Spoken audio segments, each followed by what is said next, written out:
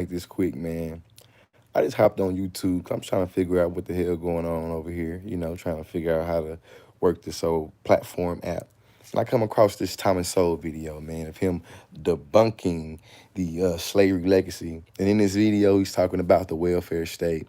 He's also talking about how the legacy of slavery has been in every civilization throughout world history and this, that, and the other.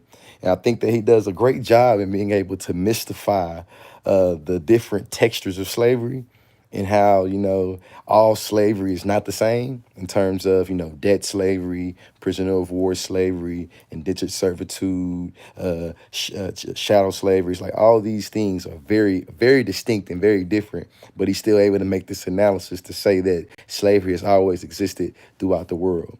And because there's so many different things that results in how we live our lives, we shouldn't be able to put everything to the legacy of slavery. It's like the same thing that I feel like the same hubris that he's trying to debunk the legacy of slavery with can be applied to how he talks about the welfare state. But I'm just thinking of questions like, so when you talk about culture, Dr. Soul, and opting in the culture and always doing this thing where you cling to your culture and try to cling to the culture of people around you, it's like Dr. Soul, assimilation. You don't know about assimilation and how Black people specifically, the legacy of assimilation and like double consciousness and code switching and things like that. It's like, what?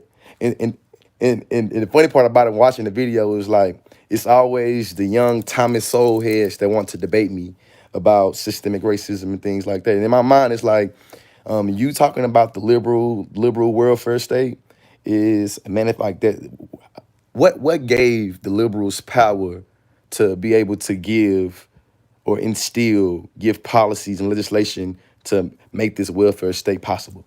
What what gave them the power? How did they come about being able to get this position in this policy making system to be able to instill these policies of welfare?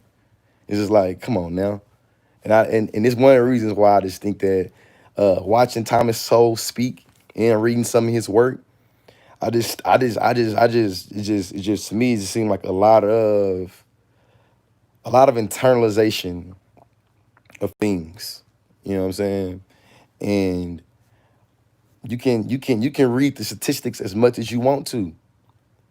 And I just think that because I know that, like, for instance, Black women are some of the most educated demographics in the country, but still make less on the dollar, still get less opportunities, still have less resource, still less access.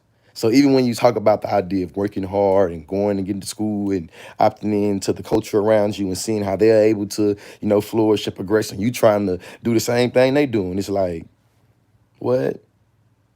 What? Then he said some shit like, he said intellectuals are concerned with wealth distribution, but not a concern with how one makes wealth. And it's like, what is you saying, dog? What is you saying, OG Soul? And I feel like the inner debater in me is just make me think like, Thomas Sowell, I would love to respectively debate Thomas Sowell, and we can go stat for stat, but I also got a few more things as well, because I just think that he just I feel like it's being intellectually lazy in the way that he's able to throw around these because you have qualitative studies and you have quantitative studies, and I can tell he kind of buys into the more legitimate understandings of quantitative studies, that he's able to make these very rigid claims about the Black family specifically, right? And when he said some shit like during Jim Crow and during slavery, the Black family still was intact. And it wasn't until the welfare state, the Black family started being, disrupted. That's when I knew it was like, oh, yeah, Thomas Sowell. I would definitely, my young ass, listen, I know that she was old enough to be my grandfather, but I respectively think that your analysis of the Black family concerning Jim Crow and slavery, it is very tone deaf, and it's very fallacious at best. You feel me? It's like the destruction of the Black family has always been a theme in America since America has started. As a matter of fact, I would argue that the structure of America in itself was always to make it where the destruction of the black family is a thing. You know what I'm saying? It's like he could talk about, like he said some shit like during slavery, there were more two-parent households to X, Y, and Z. And it was like, Thomas, so I hope you're not making an argument that the plantation cared so much about the black family, it was keeping us together. Like, what? It's like I know that after the Emancipation Proclamation and after the end of the Civil War, it was so many black people, black men, black women that were looking for their loved ones. Literally, like I'm talking about. Literally, you can go look at. You can literally go do the research and find a whole bunch of different newspaper ads all across the country in the 1860s and 1870s of people trying to find their loved ones because they had been split up. They had been destructed. Literally, that the family structure had been destructed through the system of slavery. So for him to be able to make the argument that that it was more two-parent households in the time of slavery and them Jim Crow, to me is just like I call bullshit. I call bullshit. You know what I'm saying? And not only that, the way that the welfare state and the Moynihan report was able to justify pathologizing black women for being the leaders of the black community and saying because black men ain't leading, this the reason why y'all ass backwards. I think that that was able to be a thing because of a legacy and an understanding of the black family that already existed. Like, come on now, stop playing. And to me, it's just like, yo, you was wilding, like you wilding. Like I don't like. There's no statistics you'll be able to prove that negates that the destruction of the black family has been the origin of America. Since America is like, I ain't get that part right there at all. Especially understanding that he gonna have to, I feel like for him to have a great analysis of the liberal welfare state, he has to have an understanding of how incarceration has been built into that. And he's not gonna be able to separate the legacy of incarceration in 2020 from the legacy of slavery and, you know what I'm saying, the antebellum South. You're just not gonna be able to do that. And I'm gonna be able to use policy to be able to justify that and to be able to prove that. The 13th Amendment says, United States federal government shall prohibit slavery except for punishment, conviction of crime. Except for punishment, conviction of crime. It's not ironic that even if you want to talk about the uniqueness of the welfare state, that it is the descendants of slaves that is more likely to find themselves convicted as a punishment of crime.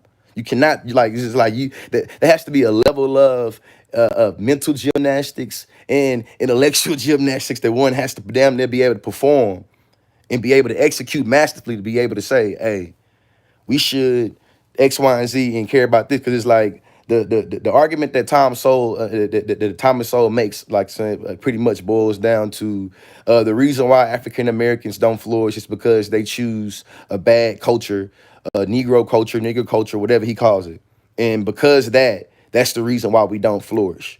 And now it's just like maybe that argument had a little bit of teeth in the 80s or the 90s.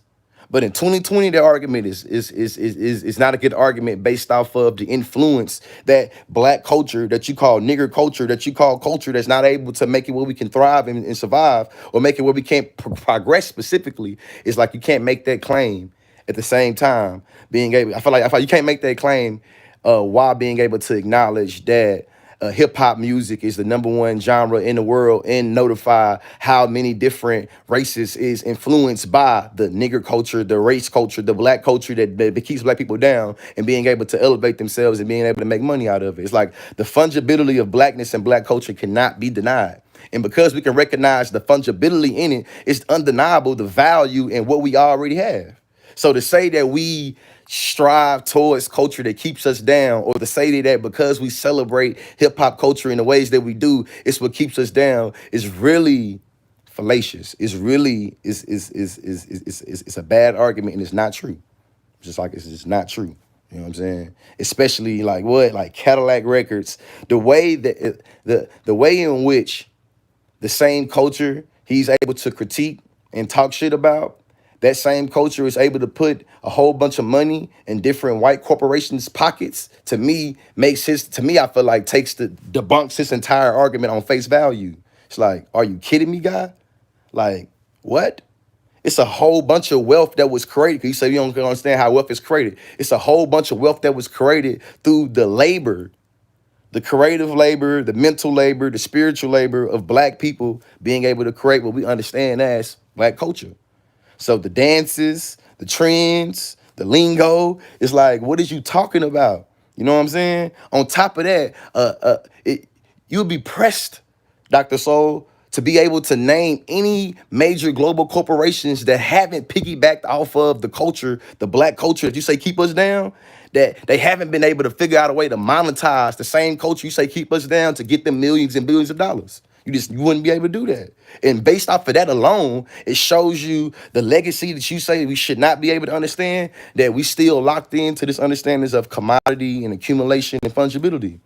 And you can just pull out the statistics, all the stats you want about the black family, about all that. And it's just like, you bullshitting me. You shitting me, Tom. Like Dr. Soul, respectively, you shitting me, sir. And it's just like what, and I feel like if I was to debate him, I wouldn't even use no profanity. I would prefer to have some you know what I'm saying, some speech, or some timers. And when he talking, I'm just gonna write his arguments down. And when it's my time to talk, I'm gonna respond, and I'm gonna respond that way. Cause it's like just like it's just sir. I just really watching his argument, especially. It's like, Thomas Sowell, you're positioning yourself as a libertarian, kind of right, moderate, you know what I'm saying, intellectual. So what does it mean for you to use your position of authority as a professor, as a scholar, as a goddamn intellectual, and talk about all the shit about intellectual this, intellectual that, they bad, this, that, and the other, and they can't recognize this because they recognize this, their job of being intellectual will go away. It's just like, Pepsi challenge. Pepsi challenge you on that one. Let's do it. You know what I'm saying? And to listen, I know that it's a whole bunch of Thomas Sowell heads on YouTube. So I say this. If any one of you Thomas Sowell heads come across this consciously video of me giving my take on it and you feeling any type of way for it, hey, I'm a debater. So shit, go on, feel froggy and leap your ass into this intellectual ass whooping. Like, that's just that simple. You feel me? Like, we can do it like that. You know what I mean? Thomas Sowell and the whole welfare state, the whole debunking and negation of systemic racism or the legacy of slavery is just like, I'll take that. I'll take that debate up. I'll take you up on that debate. And let me know when I'm speaking. Let me know what the speech times is, and let me know when I'm speaking first. Like, let me know. Let's do that. Let's do it. Let's do that, because it's like for you to say that the destruction of the black family is so unique. Oh, it's definitely worse for people like him. But this is what I know is that when Thomas Sowell and Thomas Sowell heads, especially black Thomas Sowell heads, when people launch historical racial epithets at them, you know what I'm saying? Hey, whoever said, boy, please, I'm new to YouTube, but I got time tonight. And you can get this work right now. So you can comment again. I can tell you used to YouTube. So let me know how we do this. Is it a way I can invite you on and we can have a, you know what I'm saying, a discussion? Because it's like Thomas Sowell and the debunking, like, let's do it. That's how I do it. Like, I ain't gotta go back and forth with you in the comment section. You know what I'm saying? Let's have a conversation. Because I think that the debunking of the slavery legacy and saying that it's not, you know what I'm saying, structural to the world we live in right now, it's bullshit. And it's just like literally just asking a question. So if what you're saying is true about the liberal welfare state, what gave the liberals power to institutionalize the welfare state? Did it fall out the sky? Did it come out the ground? Did they win? Did they play the lottery? You know what I'm saying? They got their spot. What gave them the jurisdiction to be able to create policies that institutionalize the liberal welfare state? Where it come from? That's what I want to know. Where did it come from? And when you talk about labor and you talk about wealth, it's like, are the black Tulsa Wall Streets and you know what I'm saying, Rosewood, Floridas, and you know what I'm saying, like are these places, you know, like what, Slocum, Texas? Do you know about those places where black wealth, black people took it upon themselves to do things like to build politically, socially, economic independence, and they shit still got burnt down and crushed? It's like I just think that there are a lot of stretches that has to be made. especially when he started to compare he started to compare the economic wealth gap between Western Europe and Eastern Europe. Sir, you cannot compare the economic gap of this country to that country to try to debunk how the economic gap happens between black people and white people in America. Stop it, stop it, stop it, stop it. That's a horrible framework of trying to compare, make this comparative analysis. You cannot say that black people, that because that Eastern Europe wealth gap compared to the Western Europe wealth gap is bigger than the white black wealth gap in America, we should shut up or we should do or whatever you're insinuating with it. Is like, nah, Dr. Soul, Dr. Soul, Mr. Soul, you ain't implying that. But I know that when you're able to talk about some bootstrap mentality and say that it's the reason why the black community is down because it's things the black community is not doing, and that's solely all it is, like, it's like I just think that that's just very, very, very not true. Not only do I think it's not true, I think that I'll be willing to do the Pepsi challenge to go pull up the empiric research to show that shit ain't true. Research over research. It's like, what? Let's go stat for stat, man. Let's go stat for stat. Because it's like going stat for stat and going for the receipts. You know what I'm saying? Shout out to you, Wendolyn. It's going for the receipts. We know that right now, black people that have degrees still are lower on the socioeconomic scale than white people who don't have degrees. We know that there are multiple studies that's been done to show that white people that, you know what I'm saying, just have a diploma are more preferred than black people with degrees. Like, there are multiple studies that show that. So to me, that throws away his entire, like, to me, being able to show that in multiple different industries, it's like, hey, even if you want to say, because he'll say some shit like, well, black people choose to get degrees on what you got a degree in, Mr. Lee. You got a degree in human relations and a degree in adult higher education. You should have got a degree in economics. And it's like, okay, even when we see the black people that have degrees in economics, we see that even when you have the same experience and the same credentials, they still make less and have less opportunities. So what do you say about that? And then even if you want to say, well, that is blamed on the welfare state, I go back to that question. How was the welfare state created? How do you do research to deal with these talking points? I debated for a long time, and I think that I'm just gonna point for point refute them. If I'm about to debate somebody, I rather do what we call in debate. I rather flow your arguments. So listening to his 12-minute argument, I was able to pick up on 5 or 6 major arguments that he made, and I'll be willing to go toe to toe to debunk or to really debate, because debating and debunking two different things. I'll be able to make an argument, defend that argument, and go depth into that argument and defending that argument and talking about the 6 points that he made. This is not like, no. Like, no. Nah, you tried it, Dr. Soul, and that sound good when you talking in your moderate, liberal, libertarian echo chamber. But I know better than that, and I really debated though. So you know what I'm saying? Let's get it. Let's do it. Like, I really debated, and I think that I'm willing. Like, I definitely could debate this, and I feel like I'm gonna win. Like, what? Like, you just made a lot of bad arguments. You made a lot of bad arguments, and a lot of and a lot of the bad arguments that you sensationalized is what's able to support a lot of your meta big picture arguments about you saying that he said that the liberal welfare state was worse to black people than slavery. And it's just like, man, what in the Ben Carson is going on here, man? And whoever that person was, man, how come you don't want to tell me how to, you know what I'm saying? Yeah, Johannes Tessma. That boy, please came out with a little sarcasm. So I'm trying to see what it's about, man. You know, I'm just on YouTube. You feel me? Trying to get a feel for the app, and you know, came across me a nice little video. So now you know, what I mean, now I'm giving my analysis and exploring how, you know, things that came up when watching that video. And you hit me with the boy, please. And I'm an equal opportunist. You know what I'm saying? When it comes to, you know, engaging folks. Also, they use the same few talking points over and over, literally the same ones. Oh no, I think that Thomas Sowell used the same speaking points so much he doesn't recognize that when he applies the speaking points he made in the first 3 minutes of the video, in the last 5 minutes of the video, that he's contradicting himself. He don't realize that at all. He's talking about the complexity of different aspects and the complexities of different components that literally makes our reality what it is. But then he makes these absolute claims about the welfare state. It's like, hey, whoa, whoa, whoa, whoa, whoa. So if you saying that there is so many components in our lives right now, we cannot simplistically say it's to the legacy of slavery. In 2020, you cannot say that what our reality is just simplified absolute to the liberal welfare state.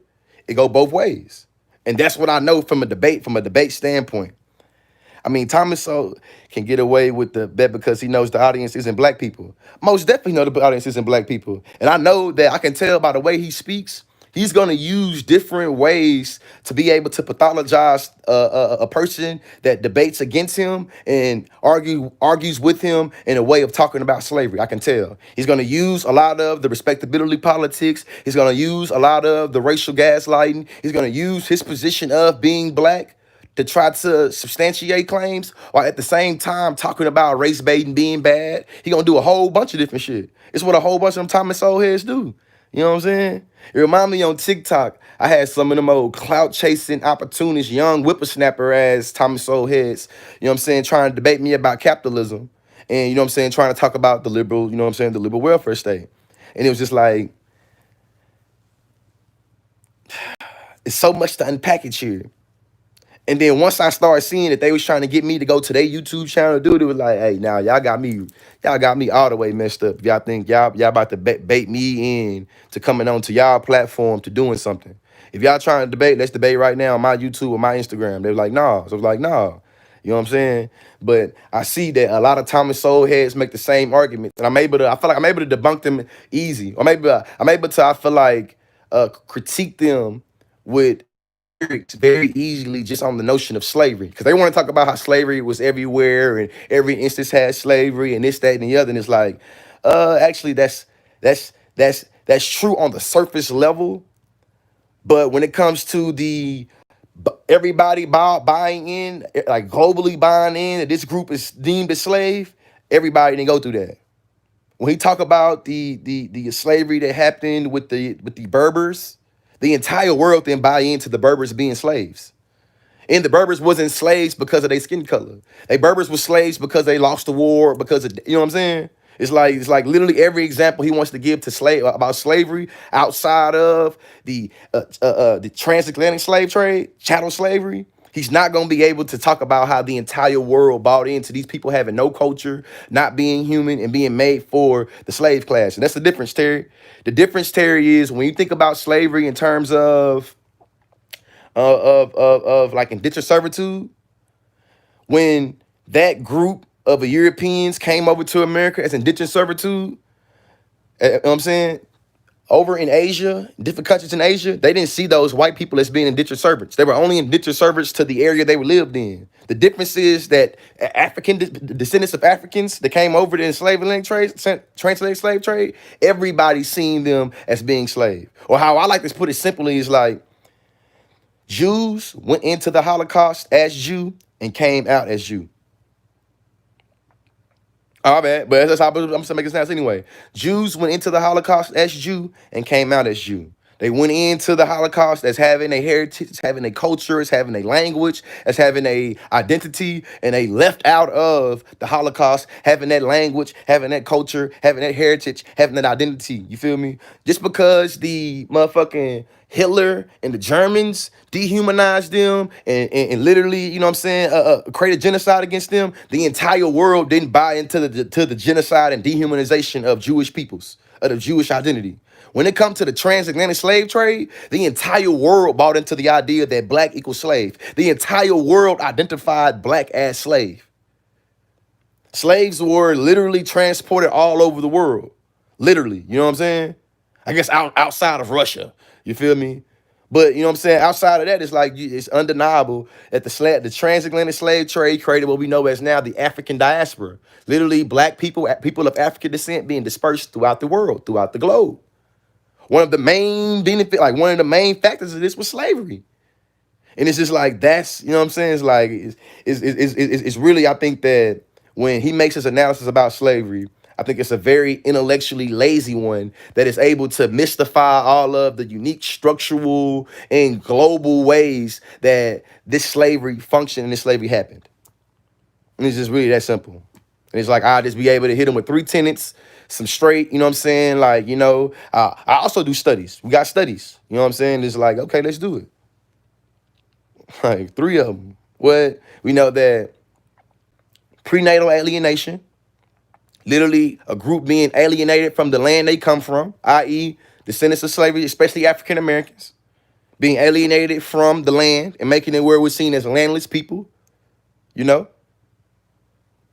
Second one, social death, social death, where we're seen as always already easily to be rendered socially dead or literally rendered dead, death literally, not like not speaking hyperbolically or with hyperbole, but literally like the reason why we can see on YouTube, on Instagram, on Facebook, black death, black bodies being dead, and it's like it is what it is. But a white dead body on, you know what I'm saying, any one of these timelines is gonna be against the community guidelines. This is talking about the literal social death of black people and how it is always justifiable, rational to wage death upon us because we are always rendered as killable.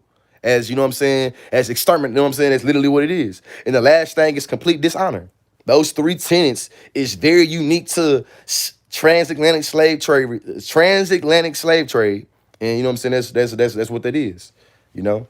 And I can pull out the book for it, that have the studies for it, that's able to literally do a genealogy of slavery throughout human history to be able to tease out these three unique components of slavery that descendants of African enslaved Africans, you know what I'm saying, experience in the transatlantic slave trade compared to compared to all other ones. It's like that's just what that is. You feel me? So we'll see how that happens. We'll see how that works. You know, debunking slavery, man. Debunking the legacy of slavery. It's like the present economy of America was built on the back of slaves. Like literally, the economy of America right now is forever indebted into King Cotton, and we all know how the labor was extracted for Cotton. And King Cotton was literally made America a part of the global economic, you know what I'm saying, sphere. Cotton, you know what I'm saying, that type of industry is what made America gave access to the global economy. So it's like literally without slave labor, you would not be a part of the global economy. So there's no way for you to be able to, it's like, oh yeah, people don't want to recognize they boots is made by slaves. They rather say we should get out the past because slavery was done to everybody. And he said some shit like the Irish were seen as the worst of the worst in Europe, but they did something about it and they got educated and they used the same thing they fellow Europeans was able to use to become successful, and basically implying that black people need to just shut up and just figure out the ways that white people are successful and just do what white people are doing to be successful. And it's just like, fam, I think that people like W.E.B. Du Bois, I'd be curious of what you would think about who you think about him. And just really just the stats of right now. It's like people, they told us to go to college and get educated. And that's how we, you know what I'm saying, find you a skilled labor, get you some skilled labor and be able to do it. It's like even when you look at black people that are in science, tech, engineering, and mathematics, less opportunities, less cents on a dollar, less resources.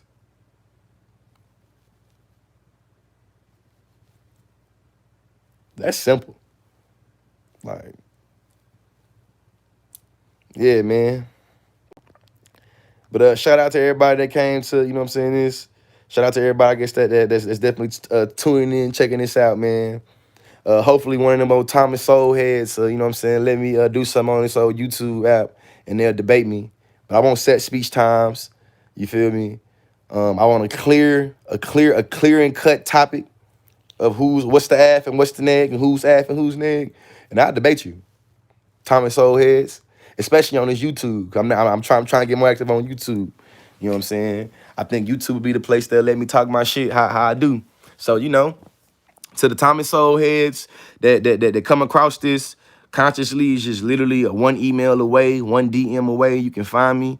You know what I'm saying? You probably can say something in this comment section and I'm gonna check it out. I'm gonna see it. And we can have this debate. You know? Debate empirics. You feel me? We can just do it. You know what I'm saying? Like we can debate anywhere too. You know what I'm saying? Like Terry said, we can debate anywhere, but it's just like I really wanna do some truth testing. I wanna test the claims that you're making, especially the historical claims that you're making and the statistical claims you're making. And just know that though I'm philosophical, I can go toe to toe with you with some quantitative research. You feel me? Like if you want to pull out some quantitative studies to be able to talk about the family structure and talk about the statistics of two-parent households being increased in and this, that, and the other, it's like let's do it. But I'm still gonna beat you on a lot of shit. You know what I'm saying? And a lot of shit ultimately meaning I'm gonna win the debate ultimately. And it's just like, let's do it. So anytime it's soul heads, you know what I'm saying? Please debate me on this. A lot of y'all think that because you've read a couple Thomas Sowell books, Thomas Sowell, if you coming across this, Dr. Thomas Sowell, anybody in your team, I'm not just a young buck full of, you know what I'm saying, anxious and you know what I'm saying, full of smoke. I debated. I'm actually a debate coach. I'm actually a championship winning debate coach. I'm actually ranked in the top 20 of the decade as a collegiate debater. So it's not just rah, rah, rah, rah, rah, you know? We can have a structured debate. I can pull out, you know what I mean, the studies, and we can talk about, like, you know what I'm saying? I can have evidence and evidence my claims, you know, substantiates my claims, you know what I'm saying? I just want to have a debate, though. So I say all that to say, please don't, you know what I'm saying? Because I know a lot of times I think that it's easy to take the slang and the ebonics and try to, you know, denigrate the substance and content of what I'm saying or the facts that I substantiate my claims with. But let's debate, though, man. Education is elevation. You know, my motto is research over me search. You know, if you're interested, man, GeorgeLeeSpeaks.com. You know, I actually do professional development and diversity and inclusion trainings all across the country. Really, right now, I feel like I'm global now. Shout out to, you know what I'm saying, Canada and the UK. You know, I'm doing it everywhere now. But you know, that's what I do. I holler at y'all, man. Shout out to everybody that tuning in too.